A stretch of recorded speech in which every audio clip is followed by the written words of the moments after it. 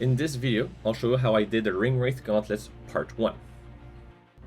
I 3D printed the scales for the ring wraith gauntlets because the reason number one is I wanted to have them a bit sturdy, so it's not out of thin EVA foam or crafting foam, so it's more sturdy and doesn't crumple when you manipulate the sword or anything else around with those gauntlets, and also for storing.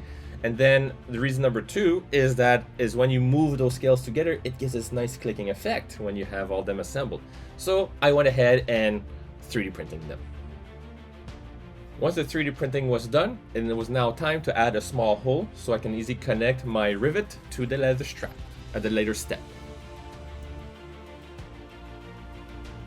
Now the holes are done, time to separate each of those scales into individual pieces to start the sanding process.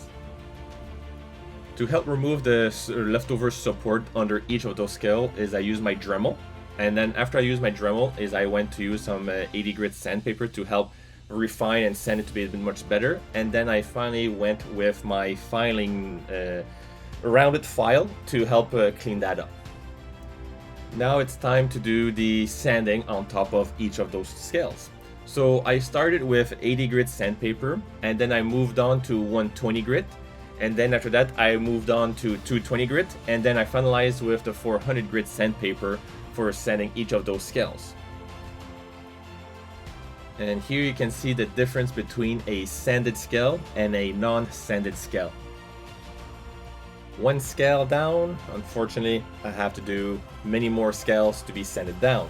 But after I sanded all those 70 scales and then laying them side by side to see all the sanded work you've done, felt so satisfying.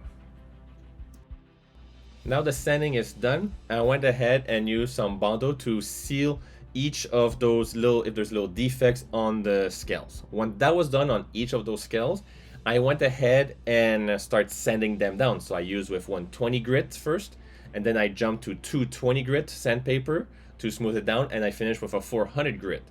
Once all that was done, it was now time to lay them out in my painting booth to start applying the filler primer to make sure they're properly sealed.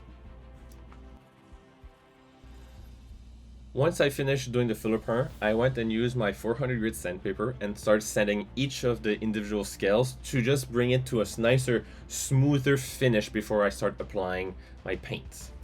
We're now at the painting stage. All my little rivets came in a stainless silver metal. I need them to be black, so I built a little rig for them.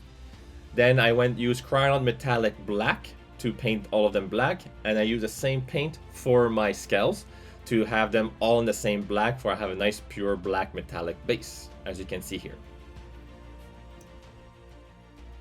To help give more volume to my scales is I started dry brushing a silver acrylic paint on each of them to give them more volume to each of those scales.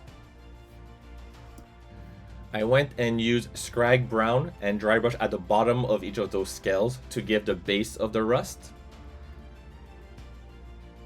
I then went and used Fire Dragon Bright to give the fresher rust on top of the Scrag Brown, and this will give me more depth and volume when you have all them lined up on top.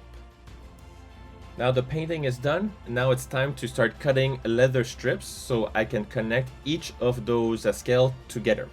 So I create each of those strips at 1/2 inch wide each, and I need to cut 5 so I can connect to the 5 fingers. Now that all the leather strip has been cut, now it's time to indicate and mark where all the holes will be so I can connect the rivet and the scale to the leather strip. To help me get these right measurement for where the holes will be and how many numbers of hole I should have per finger is thanks to Adam Savage, that he made his own video of how he made his own gauntlet. I was able to reuse his same measurement system and adjust it to fit my size of hand. Now that I have indicated where the holes will be, I use my leather hole puncher and start puncturing holes into the leather strip so I can connect my scales to it. Now that I have all the scales painted, I have all those leather strap punctured with all the holes for the right amount of holes I need for the type of finger. So it's now time to take all of those pieces together and make one unique strip of scales.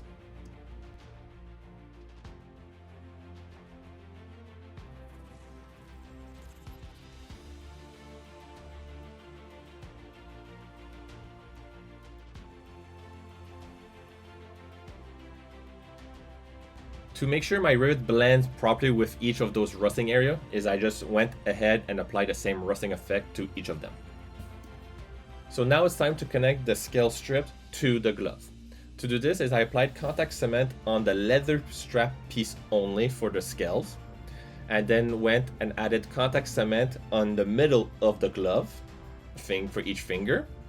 And then once that's done, I went ahead and started connecting each of those scale strips to the glove properly, but make sure to indicate which scale strip goes to which finger, because you do not want to make the mistakes of putting the wrong strip onto the wrong finger of your glove. And voila, each of the strip of scale is now complete for each finger, and it looks awesome. In the part 2 of the ring wraith gauntlet, you'll see me how I built the rest of the gauntlet.